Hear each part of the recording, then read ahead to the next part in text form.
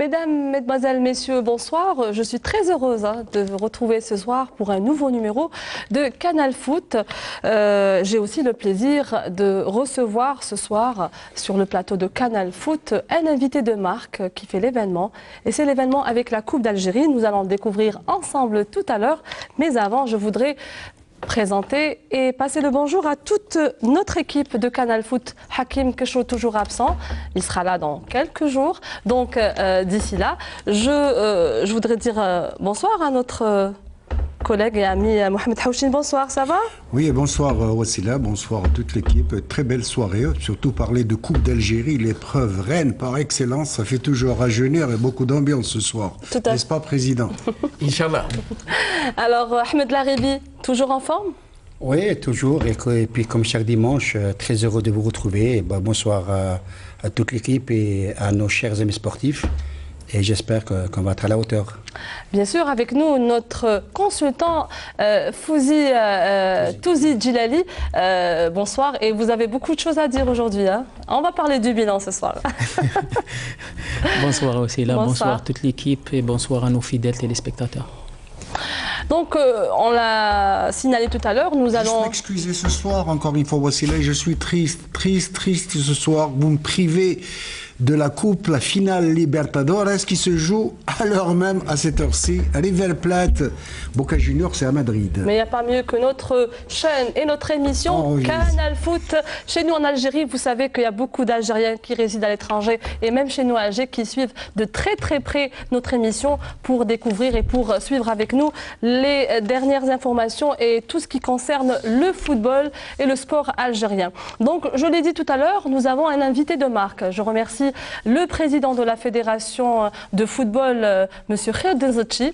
Ce soir, il devait être là, mais il a des engagements. Vous savez qu'il y a quelques minutes, le rideau est tombé sur le tirage au sort des 32e et 16e de finale de la Dame Coupe. J'adore dire Dame Coupe. Donc, ce soir avec nous, un invité de marque. Et c'est sa première télé, son baptême autant que président de la commission de la Coupe d'Algérie. J'ai le plaisir de recevoir M. Abdallah Qaddah. Bonsoir, monsieur. Bonsoir à tous. Merci tout d'abord de m'avoir invité. Et c'est un véritable plaisir d'être parmi vous. Eh bien, partagez, nous sommes contents du moment où vous venez tout juste d'arriver du lieu du tirage au sort, en l'occurrence le siège de l'hôtellerie de Ain Benian. Il s'est passé beaucoup de choses et nous avons de la chance de vous avoir ce soir avec nous pour décortiquer et pour parler de ces chocs, de ces rencontres qui auront lieu dans quelques jours avec la grande compétition de Dame Coupe. Allez, sans plus tarder, donc au sommaire, nous allons parler comme chaque émission, comme chaque dimanche, notre rubrique incontournable Allez les Verts avec les belles et bonnes prestations de nos représentants, de nos professionnels à l'étranger et beaucoup plus en Europe. On parlera aussi de cette réunion qui a réuni la Fédération algérienne de football, la Ligue professionnelle de football et tous les présidents de clubs de Ligue 1 et Ligue 2 qui s'est déroulé cette semaine, donc plus précisément le 5 décembre. Nous allons aussi faire un petit bilan, de notre manière, un autre regard sur cette phase aller. Et donc, restez avec nous. Nous allons parler de tout ça dans un petit moment. Tout de suite, notre rubrique incontournable Allez les Verts, ça sera juste après le jingle.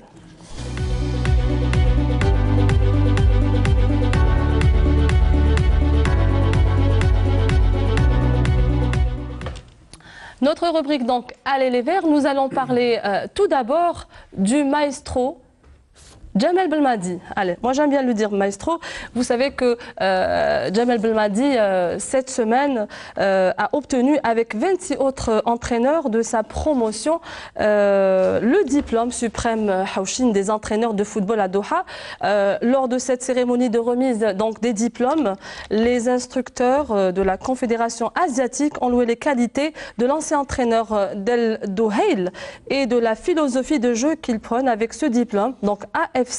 Nous allons parler de ce diplôme qui est important, messieurs. Vous connaissez très bien, vous êtes tous les deux, vous êtes des techniciens, vous êtes des conseillers en sport, donc vous connaissez très très bien la valeur de ce diplôme, donc équivalent de l'UEFA Pro. Donc Djamel Belmadi est habilité à entraîner dans les 4 coins de la planète. Je commence par vous, Monsieur Haouchine. Oui, ben c'est une bonne chose, une bonne nouvelle pour notre entraîneur national, effectivement, à accéder aux diplômes les plus hauts et les plus distinctifs. Ben ça fait honneur à l'entraîneur national, sauf qu'au risque de nous répéter à chaque fois que l'expérience, les terrains, ça fait nécessairement les meilleurs diplômes, parce que je connais des entraîneurs qui sont diplômés mais qui font preuve d'incompétence sur les terrains en Afrique, en Europe, et qui sont en chômage depuis quelques années. Alors celui qui arrive à allier l'aspect scientifique et l'empirisme, n'est-ce pas, l'expérience, c'est toujours une très bonne chose à prendre pour notre football. Ahmed Laribi, donc Monsieur Djamel Belmadi, le sélectionneur de l'équipe nationale, donc il est sur le terrain et en même temps il continue sa formation. Donc ça ne peut être que bien et bon pour notre équipe nationale. Oui, bien sûr, d'abord, ça va être très bénéfique pour le football national, ça va être encore beaucoup plus bénéfique pour Djamel Belmadi. Vous savez, AFC Pro, c'est l'équivalent d'une licence Pro UEFA. Ça va permettre à Belmadi de rester toujours dans le très haut niveau.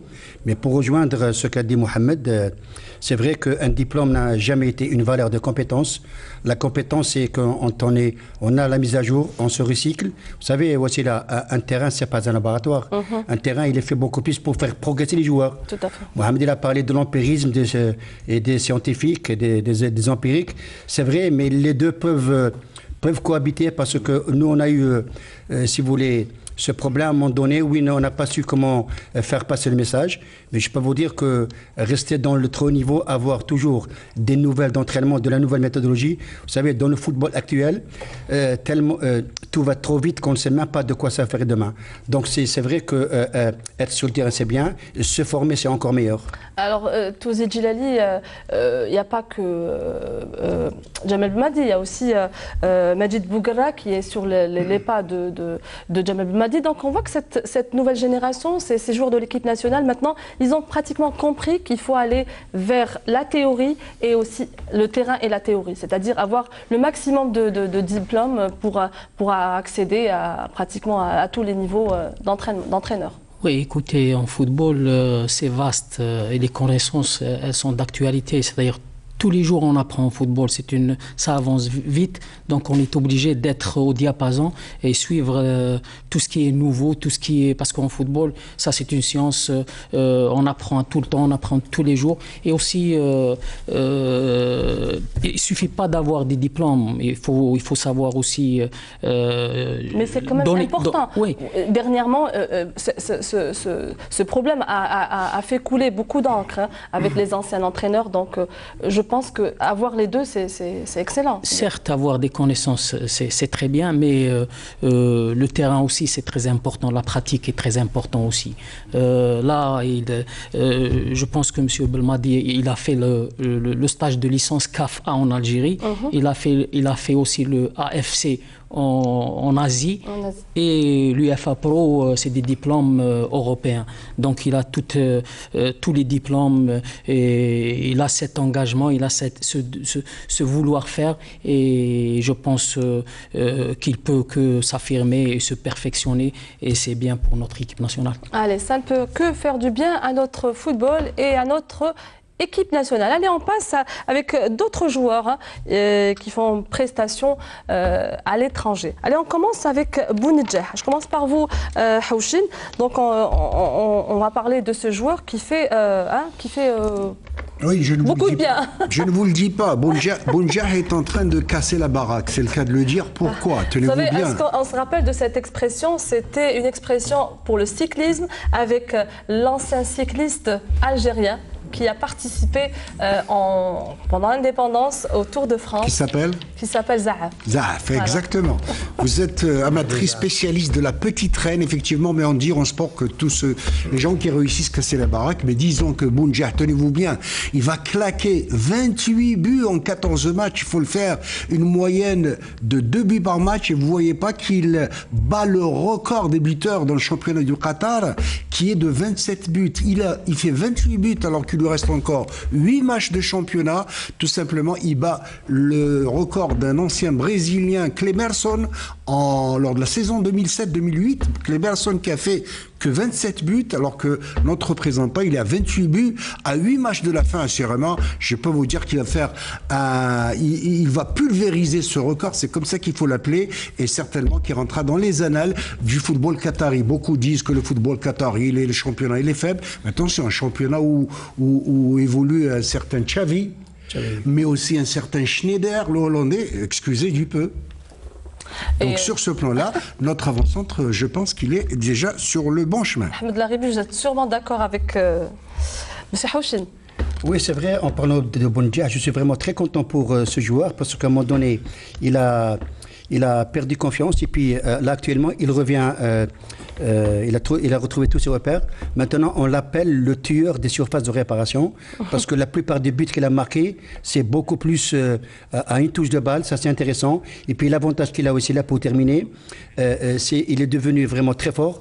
Quand il est dans le 1 contre 1 avec le gardien du but, c'est un gars qui a le sens du but, c'est un gars qui a beaucoup de sang-froid, et ça c'est intéressant. Et vous savez, quand un attaquant marque, là il est comme un poisson dans l'eau. À tel point qu'il est convoité par des clubs européens, on parle de plus en plus de lui à l'Olympique de Marseille. Ah oui, et ça lui il ne peut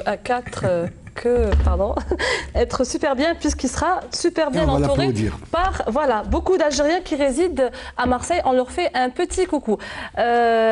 Touzi Djilali. Donc, si on parle de Roulam aussi. Oui, Roulam, après une longue absence suite à 13 mois. Oui, des blessures à répétition, je pense qu'il a su comment rebondir. Et il confirme, bon, il a tenu pas mal, il était patient et il a su comment rebondir. Donc il revient progressivement et je pense qu'il a joué dernièrement, il a été remplaçant, il a été incorporé en cours de match et je pense qu'il revient sûrement et doucement. Et sur le plan mental, je sais que c'est un gars très fort et sur le plan technique, sur le plan tactique, c'est un joueur qui n'est plus à présenter. Alors, Ahmed Laribi, Ounas ou Ounas? Alors, c'est Ounas, c'est ça? Ounas. Adam Ounas. Lui aussi, il est en pleine forme. Oui, c'est vrai, c'est un joueur dont on a tellement parlé. C'est vrai qu'il a, en qualité intrinsèque, il n'est pas mauvais. Il a une technicité individuelle. C'est un gars qui est, si vous voulez, petit de taille, ce qui veut dire qu'il a un centre de gravité vraiment très intéressant. Et puis, ce Adam Ounas, je peux vous dire qu'il a tout simplement besoin de 2 matchs pour s'affirmer, pour retrouver ses repères. Mais c'est un élément d'avenir. Et on a dit la semaine dernière que Belmadi a parlé de 2 pépites, n'est-ce pas? Ounas et Ben Nasser. Il a dit que c'est l'avenir véritablement de l'équipe nationale. Je veux dire qu'il a claqué un but, c'est déjà pas mal pour lui. Quant à Roulam, chapeau. Après 13 mois d'inactivité, vous savez qu'il a été victime de la plus méchante blessure d'un footballeur, à savoir la rupture des ligaments croisés. Il a été opéré, il a voulu revenir, il a rechuté. Et là, il a la chance d'avoir un grand entraîneur qui s'appelle Ancelotti. Il a fait rentrer, il a fait jouer pratiquement tout le match. 2 passes décisives, s'il vous plaît, pour sa rentrée. Côté de quoi remonter le moral. Et c'est bon à quelques mois de la CAN 2019. Donc, Bounedjah, Roulam, Ounas, Belfodil.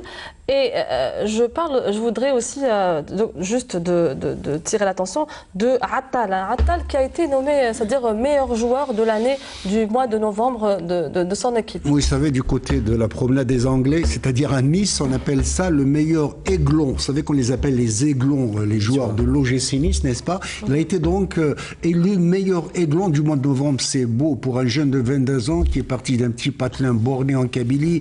Il a fait donc les premières classes à la JS Kabylie, puis l'Académie du Paradou, et c'est tant mieux pour lui. Et en plus de son rendement régulier, la cerise sur le gâteau, il a claqué son premier but le 10 novembre contre Nîmes Olympique. Allez, Touzi Belfodil aussi qui revient en force cette saison avec son équipe pour cette phase aller. Ce qu'on remarque chez ce joueur, c'est qu'il est... Parfois, il est un petit peu irrégulier dans ses performances. Oui.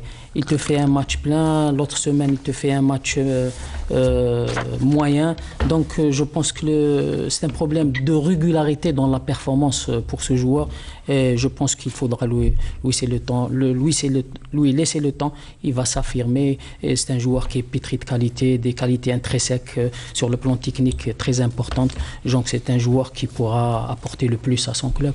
Moi, je voudrais rajouter pour Attal, il a une marge de progression très importante. C'est un joueur qui s'affirme de match en match. Et je pense que s'il continue sur cette lancée, il va être transféré dans un grand club et je pense que l'avenir lui appartient. Eh ben, c'est très très bien, ça ne peut que nous faire plaisir et faire plaisir à notre équipe et notre football algérien. Alors je l'ai présenté tout à l'heure avec nous M. Qaddah Abdallah, président de la commission de la Coupe d'Algérie, mais vous êtes aussi président monsieur de la Ligue de Skikda depuis 25 ans. Donc excusez-moi du peu. Non, j'espère que vous faites du bien au football. La prochaine fois, vous nous ramenez des fraises. C'est pas la saison la spécialité. Mars-avril. Mars-avril, elle est très bien. On l'a retenu, mars-avril, messieurs. Voilà, donc vous êtes ancien cadre retraité de la Sonatrach et membre du bureau fédéral depuis 3 mois.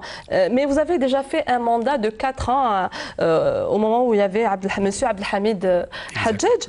En fait, aujourd'hui, nous allons évaluer cette phase aller, messieurs. Si on peut voir ensemble, Youssef, les images pour juste un petit peu parler de cette phase aller du championnat en Ligue 1 et Ligue 2. Donc, durant cette phase, Monsieur Qaddah, c'est vrai que nous allons parler de la Coupe, mais là, on va parler un petit peu du championnat. Des décisions ont été prises par le bureau fédéral, là, du moment où vous êtes concerné. Donc, tout d'abord, vous avez parlé, vous avez pris des décisions concernant les dettes que les clubs cumulent depuis quand même un bon bout de temps. Donc même si une grande partie a été réglée, mais ce n'est pas encore la totale. Donc les clubs ont débuté pratiquement avec des jeunes joueurs, des espoirs. Si je me trompe, vous me dites. Par exemple, le CRB, il a raté pratiquement les 3 matchs. Il y a eu le problème donc, de licence, la programmation, donc plusieurs matchs ont été avancés et reculés. Il y a eu même des décisions prises le jour même, c'est-à-dire la veille, ce qui a poussé bien sûr les présidents à réagir d'une manière pas très correcte. L'arbitrage, donc beaucoup de critiques ont été enregistrées durant cette phase aller. Il y a ceux qui ont bénéficié des erreurs. Et d'autres victimes, bien sûr, de ces erreurs. Il y a eu la vase des entraîneurs, messieurs, durant cette phase aller. Donc, 12 entraîneurs. 12 entraîneurs, merci beaucoup, monsieur Touzi, de me le rappeler. Très bien, donc 12 entraîneurs. Mais durant cette phase aller, il y a eu aussi des points. Il n'y a pas eu uniquement des points négatifs. N'ayez pas peur, n'ayez crainte, monsieur le Président. On va parler de tout. Voilà, il y a eu des points positifs. Donc, concernant par exemple la création de quelques centres de formation, nous donnerons comme exemple ce soir le club de l'USMA et le club de l'Entente de Sétif. Nous allons aussi souligner le fait qu'il existe aussi une certaine continuité pour certains clubs. Nous avons tout à l'heure parlé avec vous, Ahmed Larebi, concernant cette équipe de l'équipe de Magra qui fait bonne sensation, qui continue, qui ne lâche pas, qui veut aller vers l'avant pour jouer les grands rôles. Et aussi la GS Saoura qui continue dans sa lancée depuis son accession en Ligue 1, sans oublier ses efforts avec ces jeunes pour former ces jeunes issus de Béchar. Donc dans quelques années, l'équipe peut-être de la GS Saoura, ça sera à 100% des joueurs locaux de Béchar. Donc il existe maintenant une école avec les U19 et les U20. Et pour terminer, messieurs, nous allons parler de cette grande équipe et de l'équipe du grand retour de la GS Kabylie après une longue traversée du désert. Donc je commence par vous, monsieur Qaddah. On a fait un petit peu le tour. Oui. Qu'est-ce qu'on peut retenir de cette phase aller en une minute? Allez. D'abord, il y a un très grand problème que vivent les clubs et qu'il faut souligner. C'est le problème de l'endettement qui n'en finit pas. À chaque fois, l'endettement se creuse et les clubs s'enlisent d'année en année. Ce qui fait que la fédération maintenant de football elle est obligée de prendre des décisions concernant l'assainissement de ces clubs. On sait que les clubs traversent une période difficile. Mais ce qu'on leur a demandé, c'est de ne pas encore aggraver le déficit. Pour ne pas aggraver le déficit, il faut maîtriser la gestion. C'est-à-dire un club qui a une recette de 2 milliards, 3 milliards, 10 milliards, 20 milliards, doit gérer suivant la recette qu'il a. Donc ne plus aggraver le déficit. Actuellement, nous sommes, disons, à une barre de 10 millions de dinars, pour permettre au club de pouvoir encore faire des licences, etc. Mais nous allons, le président de la fédération, lors de la dernière rencontre, il a dit, je vais rabaisser ce montant-là. Il faut que le club comprenne une fois pour toutes que quand ils font signer un contrat à un joueur, il faut qu'ils exécutent les clauses contractuelles. C'est-à-dire, si on s'engage avec un joueur de lui payer 1 million de dinars ou 1,5 million de dinars, à terme échu, il faut le payer à terme échu. Vous qui êtes depuis 3 mois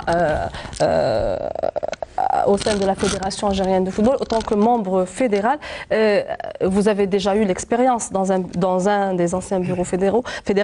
Donc, pour vous, quel est le point positif qui est un petit peu... un nouveau souffle, le point positif, point positif, c'est déjà les clubs commencent à prendre conscience qu'ils sont en train de vivre au-dessus de leurs moyens. Donc ils sont en train de freiner les dépenses. Ça, c'est déjà le point positif.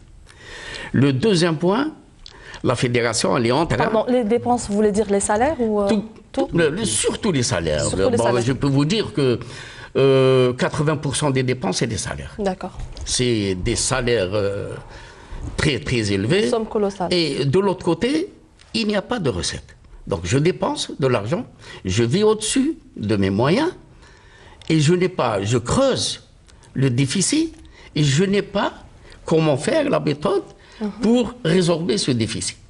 Donc on est en train de lancer, Monsieur le Président Serhedine Zetchi, il faut maintenant contrôler les clubs. La dernière réunion, il y a une décision que le club, avant de s'engager, il ramène son bilan financier et il ramène son budget. Ah oui, tout à fait. Ça, c'est clair.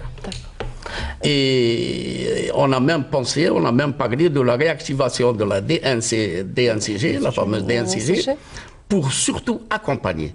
Parce qu'il faut faire un travail beaucoup plus de sensibilisation. Et c'est un grand travail à faire. C'est vraiment, Monsieur Ahmed Laribi, un pas vers le professionnalisme. Oui, tout à fait. Je vais compléter ce qu'a dit M. Abdallah. C'est vrai, on dit souvent qu'il ne faut pas jouer aux riches quand on n'a pas le sou. Ça, c'est intéressant à souligner.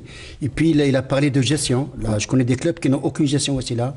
Ils gèrent au jour le jour, ça, c'est pas intéressant. Vous savez, il a dit qu'il y a certains qui dépensent beaucoup d'argent. Pourquoi ils dépensent beaucoup d'argent? Parce qu'il n'y a pas assez de gestion saine, rigoureuse dès le départ, parce qu'on fait ce qu'on peut. Là, peut-être que je ne suis pas contre les gens qui partent se préparer à l'étranger, mais je peux vous dire, peut-être que je sors un peu du cadre, on a des infrastructures en Algérie où on peut se préparer aisément. Moi, je ne suis pas contre les clubs qui partent à l'étranger, mais je peux dire qu'en Algérie, un entraîneur a besoin d'une salle de musculation, a besoin d'un terrain, a besoin d'une salle de conférence. Donc tout cela est disponible chez nous. Pour revenir au club aussi là, c'est le moment d'arrêter l'hémorragie parce qu'on ne peut plus continuer comme ça. Touzi Djilali? Oui, je pense que les décisions qui ont été prises, c'est des décisions courageuses. Donc il faudra être ferme dans ces décisions, il faudra être intransigeant parce que là, si on gaspille des sommes faramineuses par rapport aux seniors et on délaisse complètement la formation, je pense que des décisions ont été prises par rapport à ça. Très bien. Je termine avec vous, Mohamed Haouchine. Donc, réellement, c'est un pas vers le professionnalisme de parler d'arrêter cette hémorragie et d'aller vers l'avant, mais avec une bonne méthode correcte, sans... Oui, d'accord aussi, là, quand vous dites c'est le moment de faire un pas, vous savez que ça fait longtemps qu'on a dû faire un pas, des pas, plusieurs pas, parce que là, mais on est il en n'est jamais retard. trop tard pour bien faire. Oui, hein. d'accord. Vous mais êtes là, d'accord avec moi? Là, personnellement, je suis scandalisé. Je suis navré quand on parle de dette à cet âge-là. Il faudrait qu'aujourd'hui, que la fédération, et là je profite de la présence de M. Keddah ici, de dire que la fédération algérienne de football doit faire preuve de beaucoup plus de rigueur dans le suivi de la gestion. Je m'excuse, il y a un cahier des charges pour les clubs professionnels. Et tout club qui a failli dans la matière de gestion, qui a un problème d'insolvabilité, qui a des problèmes d'argent, qui a fait banqueroute, vous savez, c'est des constats de faillite. Et dans tous les pays qui se respectent, on a fait rétrograder des clubs de première division jusqu'en troisième division. Et les cas sont nombreux. Donc sur ce cas-là, je m'excuse voir des clubs perdre des matchs sur tapis vert parce qu'ils n'ont pas payé leur dette. Il y a 3 ans de ça, c'était le Rapid de Relizane. L'an dernier, c'était l'USM Belabès. Cette année, le CRB, le grand CRB qui est confronté. Mais assurément, il faudrait prendre les dispositifs et ne pas faire de sentiments. Un club qui n'est pas solvable, ben écoutez, il faut le mettre au frigo pour 1-2 années. S'il ne mérite pas de faire du professionnalisme, il faut le faire. Donc sur ce plan-là, il faut aussi des dirigeants intègres, compétents, capables de ramener de l'argent, et beaucoup d'argent, parce que le professionnalisme nécessite beaucoup d'argent. Et justement, mon ami Houchine, donc au niveau de la fédération Adel Ibrahim, ça bouge. Donc ce mercredi 5 décembre s'est tenue une rencontre entre la Fédération algérienne de football, la Ligue de football professionnel, ainsi que les présidents des clubs de Ligue 1 et de Ligue 2 professionnels. Donc ils se sont tous réunis au centre de Sidi Moussa, le centre technique de Sidi Moussa, avec pour objet de dresser le bilan de la phase allée des championnats mobilistes Ligue 1 Ligue 2. Cette rencontre donc a été une occasion de traiter et débattre plusieurs sujets, tels la convention donc CSA-SSPA, l'endettement des clubs et les nouvelles circulaires FIFA et bien d'autres sujets d'actualité. Et le président donc, de la Fédération algérienne, M. Kherdin Zitchi, a développé plusieurs thèmes dans son discours d'allocution. Il a mis l'accent sur l'importance du respect des institutions et des décisions que la fédération ou que la ligue prennent durant la saison sportive. Donc, et pour instaurer aussi une nouvelle méthode de travail qui ne doit plus tenir compte des appels téléphoniques. Là, on revient sur ce bricolage qui se faisait peut-être avant. Voilà, maintenant que tout doit se faire par écrit. Donc, c'est tout un changement au sein de la fédération. Donc, le problème de l'endettement des clubs a eu pratiquement la part du lion lors de cette réunion, cette rencontre. Donc, le président aussi de la Ligue de football, M. Abdelkrim Bedouar, de son côté, a qualifié très très bénéfique, du moment qu'il y a un discours, il y a un dialogue entre la Fédération algérienne de football, la Ligue professionnelle et les représentants des clubs, les présidents de clubs. Donc ça ne peut être que bénéfique. Je pense que tout le monde est sorti satisfait, même si tout s'est fait dans la transparence. Chacun a dit ce qu'il pensait pour le bien de son club, pour le bien du football national. N'est-ce pas, M. Kheddah?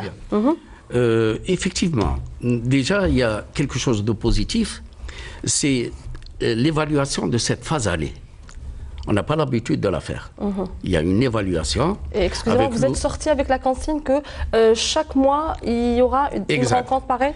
Et on a naturellement remarqué qu'il n'y a pas suffisamment de contact, suffisamment de dialogue entre les clubs et les dirigeants.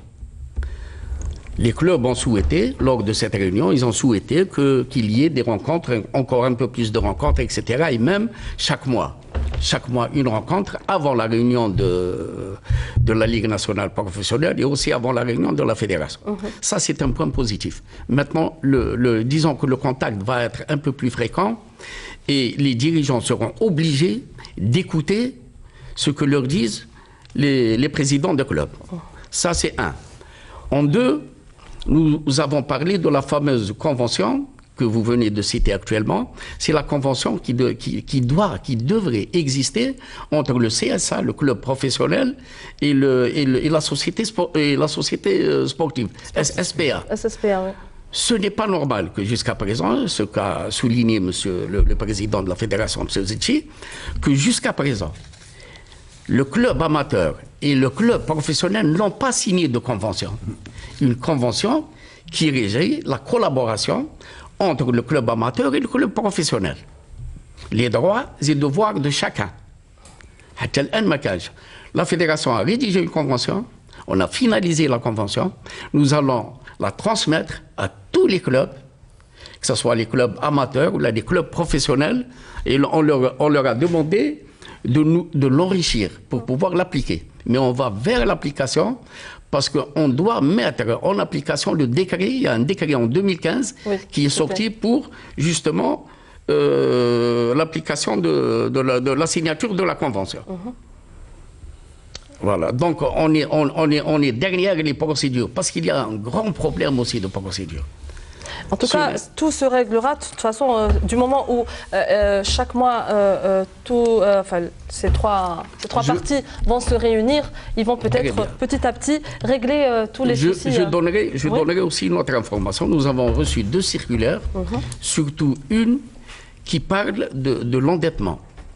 Un joueur, avant, on était presque obligé d'aller à la FIFA. Le joueur qui se plaint parce qu'il n'a pas pu récupérer son argent, il est obligé d'aller au TAS. Le TAS, il transfère à la commission de discipline de la FIFA pour faire exécuter une sentence, pour faire exécuter une décision. Maintenant, la FIFA a donné tous les pouvoirs à la fédération pour que la décision s'applique localement. C'est-à-dire maintenant, si un joueur n'est pas payé 2 mois, il doit mettre en demeure le club, son club. Si, dans les 15 jours, le club ne le paye pas, il saisit la CRL, la commission de résolution de litige, qui applique une décision de paiement, c'est-à-dire avec la mise en demeure de 45 jours, elle met la sanction. La sanction, c'est l'interdiction de recruter. Donc, au bout de 2 mois et 15 jours, si le joueur n'est pas payé, le club risque d'être bloqué pour au moins 4 enregistrements. 3 enregistrements, pardon. 3 enregistrements. C'est-à-dire 6 plus 6 plus 6. D'accord. Donc, très bien. Merci pour ces informations. Donc, on aura sûrement l'occasion de se revoir dans d'autres plateaux. Voilà. Là, sauf qu'aujourd'hui, nous avons, vous savez, la Coupe d'Algérie qui nous allons beaucoup parler avec nos consultants et notre invité. Je voudrais juste confirmer avec vous. Donc, le championnat, M. Qaddeh, va se terminer durant la première semaine du mois de mai. Normalement, prochain, en prenant compte bien sûr de la participation des 2 clubs aux compétitions africaines et avec aussi la Coupe, notre équipe nationale et la Coupe arabe. Donc, sans plus tarder, nous allons passer à Notre-Dame, à Notre-Dame Coupe, bien sûr, aujourd'hui. Voilà, à Notre-Dame. Hein. Moi, j'adore Dame Coupe, c'est très beau, avec la Coupe d'Algérie. Bien sûr, il y a quelques minutes, hein, c'est-à-dire pratiquement 1 heure, hein, que s'est achevée l'opération du tirage au sort qui s'est déroulée à Ain Bniane, à l'école supérieure de l'hôtellerie. Vous étiez présents. Nous allons voir tout ça juste après le jingle.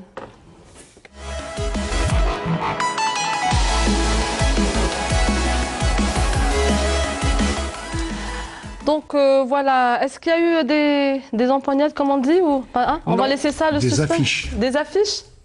Ah oui, il y a 2 affiches, et effectivement, il y a Tejnen qui doit rencontrer le CRB, ça c'est une affiche, et il y a l'Entente qui doit rencontrer aussi, affronter l'OM Médère, l'Olympique de Médère. Donc nous allons voir. Là, c'est les deux plus grandes affiches. Il va y avoir 2 clubs de la division qui vont disparaître. Voilà, nous allons suivre tout à l'heure ensemble les tableaux des 32e 1 et 16e de finale. Nous allons décortiquer toutes ces rencontres. Nous allons suivre quelques images. Youssef nous les a récoltées tout à l'heure avec toute l'équipe qui était présente du service des sports de la télévision algérienne qui s'est déroulée donc à Ain Bniane. Donc cette cérémonie a vu la présence de plusieurs ministres, le ministre de la Communication, notre ministre de la Jeunesse et des Sports, en présence aussi des anciens joueurs. Nous avons vu Khadar Beloumi, Mahidine Mufter. Donc, ils sont passés un petit peu sur l'estrade pour faire le tirage au sort. Bien sûr, donc, une belle ambiance était là lors de cette cérémonie. Et qu'est-ce qu'on peut dire sur cette première opération de tirage au sort pour cette saison? Pour cette saison, le règlement de la Coupe d'Algérie, on a apporté quelques modifications. La première modification, on a supprimé le huis clos pendant la Coupe d'Algérie. S'il y a un huis clos, s'il y a une sanction de huis clos, le huis clos doit être purgé au championnat, au démarrage du championnat. C'est une bonne chose. Voilà. Donc, on a fait aussi que la phase, on a fait en deux phases. L'éliminatoire direct du 32e, 16e et 8e. Et on est passé à la double confrontation en aller-retour à partir du quart de finale. C'est un petit peu... On essaye. On essaye, c'est-à-dire pour ne pas tomber dans la monotonie. À chaque fois, c'est toujours la même chose, c'est toujours la même chose. Alors, on a essayé de modifier un peu. Compte tenu des problèmes qu'il y a eu la saison passée concernant la Coupe d'Algérie, des problèmes de stade, de terrain, 2000, 5000, 10 000, le règlement actuel dit que le premier tiré au sort joue sur son propre terrain, à condition que ce soit un terrain homologué par la Ligue, et en synthétique ou en gazon naturel. Un terrain homologué, on en a parlé tout à l'heure, M. Hamchine. On se demande pourquoi un terrain qui est homologué, on peut jouer en championnat. On ne peut pas jouer en... C'est vrai. Donc, c'est les trois grandes modifications qu'on a... Mais ça ne va pas chambouler le programme de la saison, avec 2 journées en plus, puisqu'il y aura en quart de finale, en demi-finale, donc il y a 2 journées, 2 tours en aller-retour. Il y a 2 tours en aller-retour. On va essayer de jouer sur la date. De jouer sur la durée, c'est-à-dire ne pas trop prolonger, ça peut être dans la semaine, ça peut être dans les 10 jours, là, essayer en collaboration, en coordination avec la Ligue nationale. Et on a vu tout au début des images.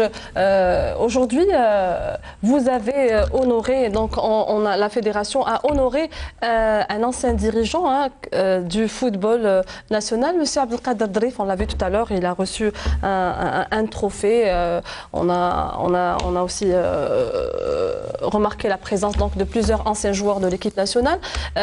Ceci ne peut que aussi un petit peu donner une belle image du football national. Effectivement, c'est une bonne chose que de récompenser, de valoriser tous les anciens, tout ce qui a apporté une pierre à l'édifice. Lorsqu'on rappellera que notre frère aîné Abdelkader Drif a été président du Grand Mouloudia d'Alger, premier champion d'Afrique des clubs à l'époque, n'est-ce pas, contre Hafia de Conakry. Et c'est tout à l'honneur, en tous les cas, de la FAF d'avoir pensé à cette grande figure qui est Abdelkader, tout en espérant qu'il y aura encore d'autres figures bien connues et méritantes qui devraient être couronnées un de ces jours. Donc à chaque fois, à chaque occasion, il faut profiter de dire merci à nos aînés. Nous allons voir ensemble M. Touzi, M. Ahmed Laribi. Nous allons suivre ensemble le tableau, si c'est possible, Youssef, des rencontres, des compétitions, des 32e de finale, 32e finale et des 16e de finale. Donc on va parler de ces rencontres. Ahmed Laribi, vous avez eu un petit peu une idée sur le tableau tout à l'heure, sur les rencontres. Alors qu'est-ce que vous pouvez dire sur ces confrontations? Youssef, si c'est possible, on peut avoir un petit peu les 2 tableaux dans un petit moment. Oui, ce qu'il faut retenir, c'est que vous savez, Dame Coupe a toujours eu son lot de surprises, ça c'est intéressant, il faut le souligner. Et là, je voulais tout à l'heure parler un petit peu de la nouveauté cette année, là, si vous me permettez, à travers la Coupe d'Algérie, à partir des quarts de finale, qu'on vient de le souligner, M. Gdah. Moi, j'ai toujours parlé des demi-finales elle se joue en aller-retour, parce que j'ai eu la possibilité de jouer en demi-finale en aller-retour lorsque j'étais joueur au CRB. Et puis là, il me semble qu'en optant pour les quarts de finale, je peux dire par expérience que c'est un peu lourd pour cette édition de Coupe d'Algérie cette année. C'est un essai, j'espère que ça va marcher. Inch'Allah. On a essayé d'innover. Mais c'est bien d'innover. On attend la fin de la compétition, de la Coupe d'Algérie, et puis s'il y a problème, on apportera des correctifs. Oui, là c'est écrit en arabe, donc c'est vrai. Donc voilà, si on parle un petit peu de cette rencontre, donc Amel Boussaada et Shabab Mahra. Shabab Boumahra, voilà. Oui, vous savez aussi là, dans ce registre, il n'y a pas de fort, il n'y a pas de faible. Donc ce qui est intéressant dans cette coupe, c'est toujours quand le petit poussé arrive à surprendre, si vous voulez, le meilleur, ça c'est intéressant. Ouais, c'est sympa, c'est tous ces cendrillons qu'on appelle, n'est-ce pas, des villages qui sortent de l'ordinaire. C'est une bonne chose, c'est ça le charme de la coupe. C'est l'aventure. Quand vous voyez la sympathique formation de Drab El Khadda qui va aller défier le Wydad de Tlemcen dans son fief, c'est une belle aventure, n'est-ce pas? La JSK qui va recevoir Borj Kharis, etc. C'est du folklore, c'est ça le charme de Dame Coupe, l'épreuve reine par excellence. C'est sympa et aussi populaire quand vous aurez par exemple une grande équipe avec tous ces titres, avec toute sa renommée qui descend jouer dans un petit stade de 2000 à 3000, c'est formidable. Alors, on a parlé de cette première rencontre, Mouloudiyat Oued Slit Ittihad. Donc, on va parler de cette rencontre. Mouloudiyat Oued Slit Ittihad Annaba. Écoutez, moi je pense, je parle en grosso général. modo en général. D'accord, alors je vais vous donner juste un petit peu de... Donc Ittihad Chlala, Ittihad Khanchla, Ittihad l'Assima, donc aussi Jemaïat Wahran. Donc voilà, donc c'est des équipes... Moi je pense que c'est un... Avec l'ASMO, il y a aussi une équipe quand même de la GS Saoura, Tajnat CRB, donc... Au vu du tirage au sort, je pense que c'est un tirage profitable aux équipes de l'élite. Voilà, on l'a donc, dit à tout part à l'heure. les deux rencontres entre ténors de Ligue 1, je pense que les autres rencontres elles seront profitables aux équipes de Ligue 1. Je pense aussi que la Coupe a sa spécificité. Donc on ne peut pas dire que c'est un match gagné d'avance. Et on ne peut pas mettre la Coupe d'Algérie comme objectif. C'est-à-dire la Coupe d'Algérie deviendrait objectif qu'à partir du quart de finale ou du demi-finale. Mais maintenant, il n'y a pas d'objectif. N'importe quel club, ils vont vous dire la Coupe, ce n'est pas notre objectif. Mais le rêve est permis, hein, Ouais. n'est-ce pas? Oui, c'est vrai, le référé, mais la réalité du terrain en est une autre. Avec une affiche très très sympathique aussi là. Vous m'avez gagné là aujourd'hui. Allez, c'est un petit peu l'optimisme régner ici dans le plateau. Je disais donc une affiche très sympa, RC Kouba, Mouloudia d'Alger. Ça va nous faire rajeunir les nostalgiques. Kouba qui était un grand club à l'époque. Mais vous savez, 7 ans jamais, la coupe c'est la coupe. On se rappelle qu'il y a quelques années, la petite équipe de Hydra qui avait éliminé, je me rappelle, le grand Mouloudia d'Alger. Ça reste la coupe, même si ça va être très très difficile pour la sympathique formation coubéenne. Alors, la prochaine rencontre, les rencontres vont se dérouler 14-15, c'est le week-end prochain. Le week-end prochain avec... Et vous serez dans quel stade? Vous serez dans... On verra, on va commencer à travailler à partir de ce soir pour la déjà, désignation. Donc bien sûr, ça continue avec monsieur. Ça continue. Bien sûr, on doit faire vite. On n'a pas le temps. Nous avons une semaine devant nous. Nous devons régler le problème de domiciliation et aussi le problème de désignation des commissaires. Et les 16e, c'est quand, Président? C'est une semaine après, juste après fin du mois. Donc il n'y a pas eu de trêve pratiquement. Oui, on va profiter parce qu'il y a justement la trêve. On profite donc, pour... Donc c'est une fin de décembre, mois de décembre, tout à fait chargé et voire Coupe d'Algérie. Coupe d'Algérie, voilà. Et puis profiter. C'est des moments... il y a beaucoup de clubs qui sont comment on appelle ça, en préparation, hein, peut-être à l'étranger aussi. Ceux qui sont en préparation, ceux qui sont comme la JS Saoura, elle a un match aussi. Il y a aussi... on va essayer ces clubs-là qui participent aux joutes internationales, on va essayer de comprendre et de les aider pour... au moins les aider pour qu'ils réalisent une bonne prestation. Est-ce qu'on peut avoir des noms de clubs qui rentrent dans la compétition pour la première fois dans leur histoire? Je n'ai pas une idée, sincèrement. Sincèrement, j'ai Vous pas parlez en idée. Coupe d'Algérie. Oui. Le MC Cherchad. C'est le Cendrillon de la Coupe d'Algérie. Ah, très bien. C'est un club de Et qui a fait sortir l'ASO Chlef. l'ASO à domicile. Ouais. Ouais. Donc, il y aura des surprises pendant cette Dame Coupe. Youssef, est-ce que c'est possible d'avoir le deuxième tableau, juste pour un petit peu résumer ces rencontres? Voilà, donc voici le tableau. Mascara. Allez, Borja. Voilà. Donc, l'équipe de Mascara avec l'équipe d'Al-Bouj qui est en pleine préparation en Tunisie en ce moment, drivée par l'ancien international M. Zéli Bilal, voilà, son challenge c'est de donner un nouveau souffle à cette équipe pour les prochains jours, pour cette phase de retour. Et pourquoi pas un challenge avec une coupe d'Algérie et un bon classement au championnat, jouer les premiers rôles. En tout cas, Ziri est en train de réaliser de bons résultats. Là où il est passé, personne ne l'attendait. Et il est en train de créer la surprise. Et tant mieux pour lui. Voilà, et tant mieux pour lui. En tout cas, on lui souhaite tout le bonheur. Qu'il vient de débarquer à Bourges, ça fait pas longtemps. Donc cette période, ça va lui permettre de connaître mieux ses joueurs et connaître mieux son équipe. Okay. Et mettre en exergue son plan de travail. Voilà, donc si on peut résumer, M. Houchine, ce tirage au sort des 32e et 16e de finale, donc on l'a dit tout à l'heure, heureusement, donc il n'y aura pas de choc durant ces premières rencontres, donc on va laisser, comme vous le dites si bien, le meilleur pour la fin. Oui, le meilleur pour la fin, mais je dis, écoutez, savez, moi je suis persuadé qu'il y aura des surprises. Je veux dire pourquoi. Comme disait Ahmed tout à l'heure, l'hiver, mois de décembre, vous savez que ça va être la fin de l'année. La fin de l'année, c'est la période des cadeaux et des surprises. Ah, j'adore les cadeaux. Je vous dis, gare. Les chocolats.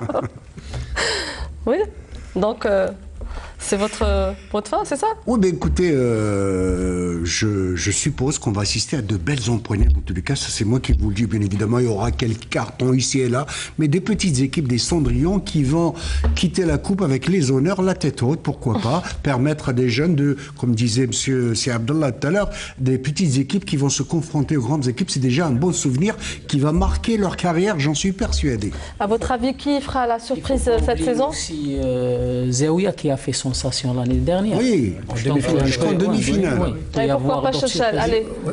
Oui, ce qui est vraiment, pardon, ce qui est vraiment intéressant dans cette confrontation entre les équipes, soit elles sont petites ou elles sont à la hauteur, c'est d'abord, je vais parler des petits clubs qui se font distinguer d'abord de par leur position géographique. Ça, c'est intéressant.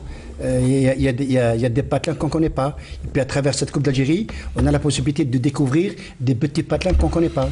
Exactement.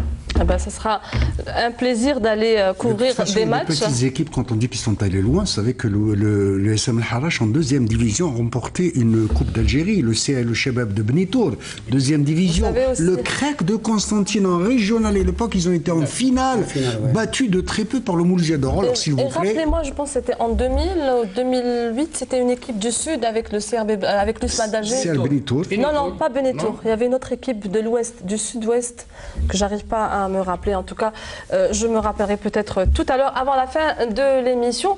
Donc, on a pratiquement fait le tour de la Coupe d'Algérie. Avant de clôturer cette émission, il y a eu une très très mauvaise nouvelle cette semaine.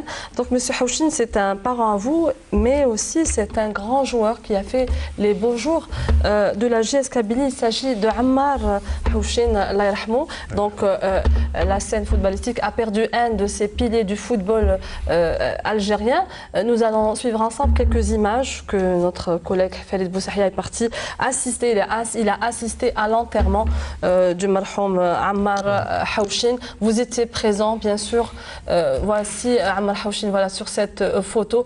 Donc c'était triste de quitter ce grand monsieur. Oui, il est parti avec tous les honneurs. Vous savez, à 90 ans, il a tout eu dans cette vie. Il a connu les joies du football, il a été international, il a débuté à l'âge de 17 ans à l'Olympique de Tizi Ouzou à l'époque, alors que la GS en 44, alors que la GS Kabylie n'était pas née, puisqu'elle est née, elle a été créée en 46. Il a joué à l'ETO, puis après, il a cessé bien évidemment comme tous les joueurs musulmans pendant la guerre de libération nationale.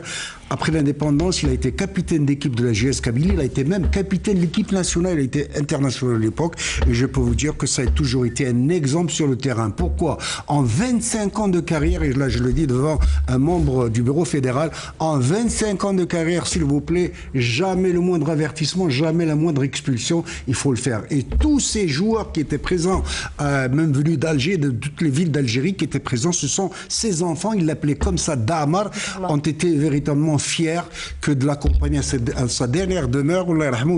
Ahmed Laribi, donc c'est un exemple pour la jeune génération des footballeurs algériens.